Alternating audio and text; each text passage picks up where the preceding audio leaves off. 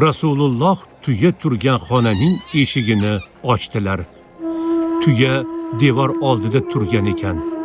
Rasululloh unga yaqinlashishga harakat qildilar. Ey Allohning rasuli, o'qitirgan itga o'xshab qolgan.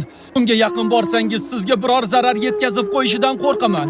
Rasululloh Ansoriyni tinchlantirdilar va menga undan hech qanday zarar yetmaydi dedilar. So'ng tuya turgan joyga bordilar. Tuya ham Rasululloh sallallohu alayhi va sallamning yonlariga keldi va u zotga sajda qilib tiz cho'kdi. Rasululloh tuyaning boshidan silab qo'ydilar va peshonasidan ushladilar. Shunda tuya tinchlandi. Allohu akbar. Allohu akbar. Allohu akbar.